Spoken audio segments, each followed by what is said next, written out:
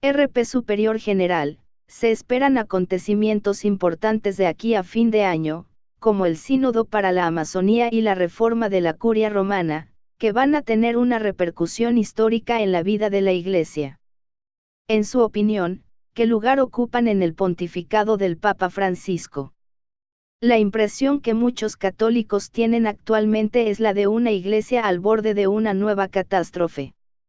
Si volvemos la vista atrás, el mismo Concilio Vaticano II solo fue posible porque era el resultado de una decadencia que había afectado a la Iglesia en los años que precedieron a su inauguración, como si una presa se rompiera bajo la presión de la fuerza que la había estado desgastando durante algún tiempo. Es lo que permite el éxito de las grandes revoluciones, dado que los legisladores solo aprueban y sancionan una situación que ya es un hecho, al menos en parte. De este modo, la reforma litúrgica fue solo la culminación de un desarrollo experimental que se remontaba al periodo entre las dos guerras mundiales, y que ya se había introducido en una gran parte del clero. Más cerca de nosotros, bajo este pontificado, Amoris Laetitia ha supuesto la ratificación de una práctica que, lamentablemente, ya se había introducido en la Iglesia, especialmente en lo referente a la posibilidad de comulgar para las personas que viven en un estado de pecado público. Parece que hoy la situación ya está madura para otras reformas muy serias. Puede precisar su juicio sobre la exhortación apostólica Amoris Laetitia 3 años después de su publicación. Amoris Laetitia representa, en la historia de la Iglesia en los últimos años, lo que Hiroshima o Nagasaki han sido para la historia moderna de Japón. Humanamente hablando, el daño es irreparable.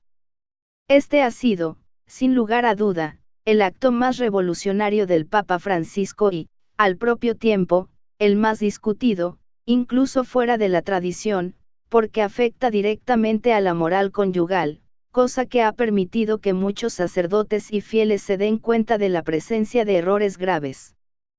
Este documento catastrófico fue presentado erróneamente como el trabajo de una personalidad excéntrica y provocadora en sus expresiones, lo que algunos quieren ver en el Papa actual.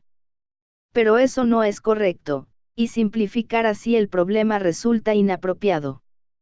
Parece insinuarnos que esta consecuencia era inevitable. ¿Por qué es usted reacio a definir al Papa actual como una persona original? En realidad, Amoris Laetitia constituye uno de los resultados que, tarde o temprano, debía producirse como resultado de las premisas establecidas por el concilio. El cardenal Walter Casper ya lo había subrayado señalando que a una nueva eclesiología, la del concilio, corresponde a una nueva concepción de la familia cristiana 1. De hecho, el concilio es principalmente eclesiológico, es decir, que propone en sus documentos una nueva concepción de la Iglesia. Sencillamente, la Iglesia fundada por nuestro Señor ya no equivaldría a la Iglesia católica, sino que se trataría de algo más amplio, que incluiría a las demás confesiones cristianas. Como resultado de esto, las comunidades ortodoxas o protestantes tendrían la eclesialidad, en virtud del bautismo. Dicho en otras palabras, la gran novedad eclesiológica del concilio es la posibilidad de pertenecer a la Iglesia fundada por nuestro Señor en diferentes formas y grados. De ahí la noción moderna de comunión total o parcial, con geometría variable, se podría decir. La Iglesia se ha vuelto estructuralmente abierta y flexible. La nueva modalidad de pertenencia a la Iglesia, extremadamente elástica y variable, según la cual todos los cristianos están unidos en la misma Iglesia de Cristo, constituye el origen del caos ecuménico. No pensemos que estas novedades teológicas son abstractas, pues tienen repercusiones en la vida concreta de los fieles. Todos los errores dogmáticos que afectan a la Iglesia, tarde o temprano tienen efectos en la familia cristiana, porque la unión de los esposos cristianos constituye la imagen de la unión entre Cristo y su Iglesia. En una Iglesia ecuménica, flexible y pancristiana, existe una noción de la familia en la que los compromisos del matrimonio ya no tienen el mismo valor, y en la que los vínculos entre los esposos, entre un hombre y una mujer, ya no se perciben ni definen de la misma manera, sino que también se vuelven flexibles. Un papa coherente con los principios del Concilio Vaticano II. Podría darnos más detalles. Concretamente, del mismo modo que la Iglesia de Cristo, pancristiana, tendría elementos buenos y positivos fuera de la unidad católica, habría igualmente elementos buenos y positivos para los fieles fuera del matrimonio sacramental, por ejemplo, en un matrimonio civil, y también en cualquier otro tipo de unión. Lo mismo que ya no hay distinción entre una iglesia verdadera e iglesias falsas, dado que las iglesias no católicas son buenas, aunque imperfectas, igualmente todas las uniones se vuelven buenas, porque siempre hay algo bueno en ellas, aunque solo sea el amor. Esto significa que en un matrimonio civil, bueno, especialmente cuando se celebra entre creyentes, se pueden encontrar ciertos elementos del matrimonio cristiano sacramental. No se trata de equipararlos, pero, sin embargo, la unión civil ya no es mala en sí misma, sino que sencillamente no es tan buena. Hasta ahora se hablaba de obras buenas o malas, y de la vida en gracia o en pecado mortal. Pero ahora todo lo que queda son acciones buenas o no tan buenas, o sea, formas de vida que corresponden totalmente con el ideal cristiano, y otras que solo le corresponden parcialmente. Resumiendo, a una iglesia ecuménica le corresponde una familia ecuménica, o sea, recompuesta o, que puede recomponerse, según las necesidades y sensibilidades. Antes del Concilio Vaticano II, la Iglesia enseñaba que las denominaciones cristianas no católicas estaban fuera del seno de la verdadera Iglesia y, por lo tanto, no formaban parte de la Iglesia de Jesucristo. La doctrina de la Constitución dogmática sobre la Iglesia, Lumen Gentium, número 8, abre un medio para reconocerlos como realizaciones parciales de la Iglesia de Cristo. Las consecuencias de tales errores son incalculables y aún están en pleno desarrollo. Amoris Laetitia es el resultado inevitable de la nueva eclesiología enseñada por Lumen Gentium, y también de la loca apertura al mundo predicada por la Constitución Pastoral sobre la Iglesia en el mundo de este tiempo, Gaudium et Spes II. Y, de hecho, con Amoris Laetitia, el matrimonio cristiano se parece cada vez más al matrimonio tal como lo concibe y profana la modernidad. De este modo, la enseñanza objetivamente desconcertante del Papa Francisco no supone una consecuencia extraña, sino que es la consecuencia lógica de los principios establecidos en el concilio. El Papa saca de ella algunas conclusiones últimas, por el momento. Esta nueva doctrina sobre la Iglesia se ha manifestado mediante un concepto teológico particular. Después del concilio, la noción de pueblo de Dios reemplazó a la del cuerpo místico de Cristo. Esta nueva noción está omnipresente en el nuevo Código de Derecho Canónico publicado en 1983. Pero en 1985 se hizo un cambio. Parecía que el término, pueblo de Dios, se volvía engorroso, porque permitía desviaciones hacia la teología de la liberación y el marxismo. Por eso se reemplazó con otra noción, también sacada del concilio, la eclesiología de la comunión, que permite una pertenencia a la Iglesia extremadamente elástica, con la que todos los cristianos están unidos aunque más o menos en la misma Iglesia de Cristo, de modo que el diálogo ecuménico se ha vuelto babélico, como en la reunión de Asís en 1986.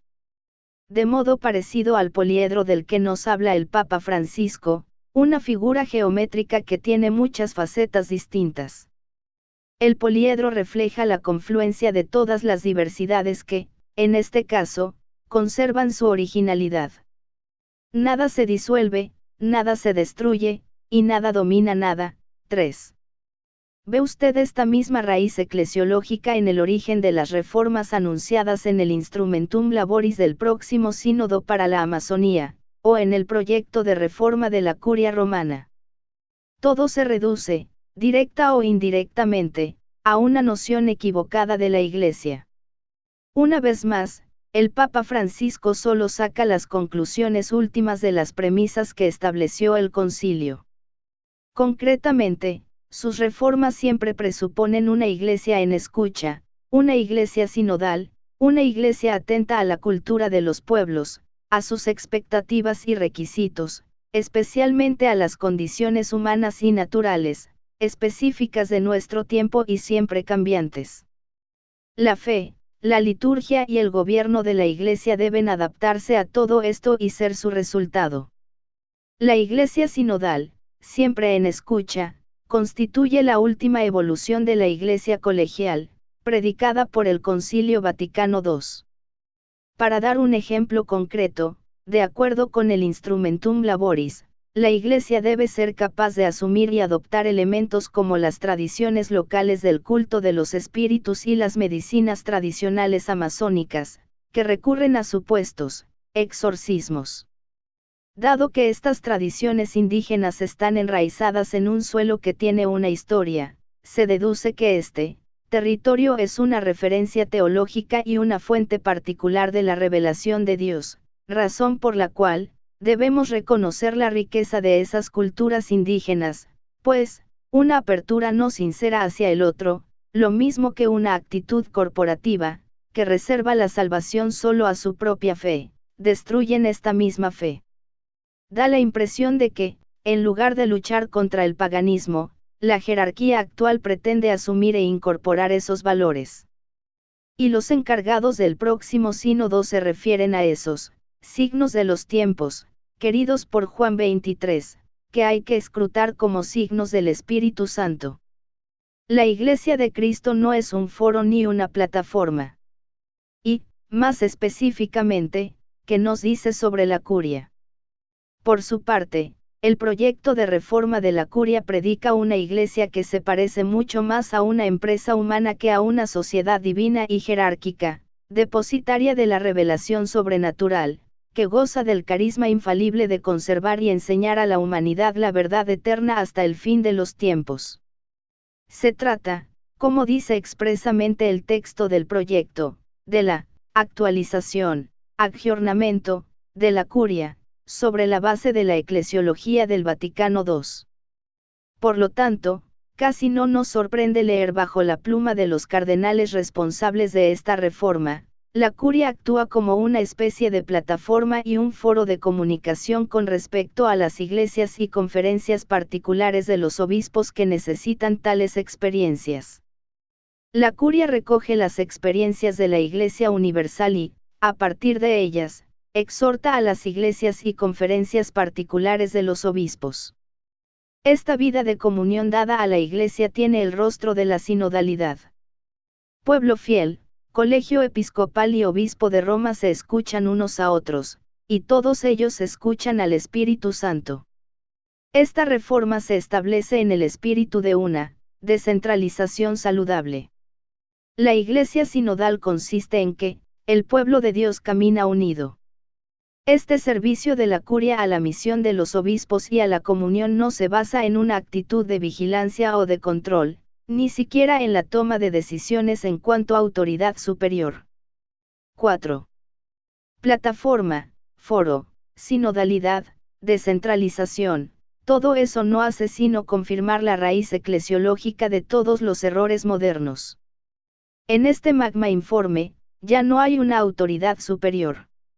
Es la disolución de la Iglesia tal como la estableció nuestro Señor, que, al fundar su Iglesia, no abrió un foro de comunicación, ni una plataforma para intercambios, sino que le confió a Pedro y a sus apóstoles la tarea de pastorear su rebaño, y de ser pilares de verdad y santidad para conducir las almas al cielo. ¿Cómo caracterizar este error eclesiológico en relación con la constitución divina de la Iglesia fundada por Jesucristo? La pregunta es muy amplia, pero Monseñor Lefebvre nos da una respuesta, diciendo que la estructura de la nueva misa correspondía a una iglesia democrática, y ya no jerárquica ni monárquica. La iglesia sinodal tal como la sueña Francisco es realmente de tipo democrático. Él mismo dio la imagen que tenía de ella, la de una pirámide invertida. ¿Se podía acaso manifestar más claramente lo que quiere significar con sinodalidad? Es una iglesia al revés. Pero insistamos, él solo desarrolla los principios que ya estaban presentes en el concilio. No parece que usted está forzando la realidad actual, pretendiendo reducirlo todo a los principios del Concilio Vaticano II, que se celebró hace más de 50 años. Uno de los colaboradores más cercanos de Francisco es el que nos da la respuesta. Se trata del cardenal Maradiaga, arzobispo de Tegucigalpa y coordinador del C6. Veamos lo que nos dice: después del Concilio Vaticano II, los métodos y el contenido de la evangelización y la educación cristiana están cambiando. La liturgia cambia. La perspectiva misionera cambia. El misionero debe establecer un diálogo evangelizador. La acción social está cambiando, no es solo la caridad y el desarrollo de los servicios, sino también la lucha por la justicia, los derechos humanos y la liberación. Todo cambia en la Iglesia según el modelo pastoral renovado. Y agrega, para mostrar en qué espíritu se realizan estas transformaciones, el Papa quiere llevar la renovación de la Iglesia a un punto en el que se vuelva irreversible. El viento que impulsa las velas de la Iglesia hacia la alta mar de su profunda y total renovación es la misericordia. Sin embargo, no se puede negar que muchas voces se han alzado contra estas reformas y es razonable suponer que esto continuará en los próximos meses. ¿Cómo juzga usted tales reacciones? No podemos sino alegrarnos por tales reacciones, y por una toma de conciencia progresiva por parte de muchos fieles y algunos prelados de que la Iglesia se encamina a una nueva catástrofe. Estas reacciones tienen la ventaja y el mérito de demostrar que la voz que propaga estos errores no puede ser la de Cristo, ni la del magisterio de la Iglesia. Esto es extremadamente importante y, a pesar del contexto trágico, alentador.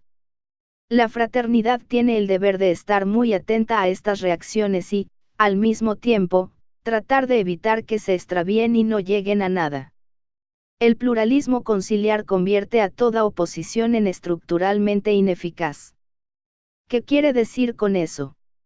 En primer lugar, debe tenerse en cuenta que estas reacciones se enfrentan sistemáticamente con un muro de goma, y hay que atreverse a preguntarse por qué. Para dar un ejemplo, 4 cardenales habían expresado sus dudas sobre Amoris Laetitia. Muchos habían notado esta acción y la habían aclamado como el comienzo de una reacción que produciría resultados duraderos. Pero, en realidad, el silencio del Vaticano dejó esta crítica sin respuesta. Mientras tanto, 2 de estos cardenales han fallecido, y el Papa Francisco ha pasado a otros proyectos de reforma, de los que acabamos de hablar, de modo que la atención se ha desplazado a nuevos temas, dejando, por la fuerza de las circunstancias, la batalla sobre Amoris Laetitia en el aire, olvidada, y el contenido de esta exhortación parece que de facto se da por sentado. Para entender este silencio del Papa, no debemos olvidar que la Iglesia que viene del concilio es pluralista. Es una Iglesia que ya no se basa en una verdad eterna y revelada, enseñada desde arriba, por la autoridad. Tenemos ante nosotros una Iglesia que está a la escucha y, por lo tanto, necesariamente escucha voces que pueden diferir entre sí.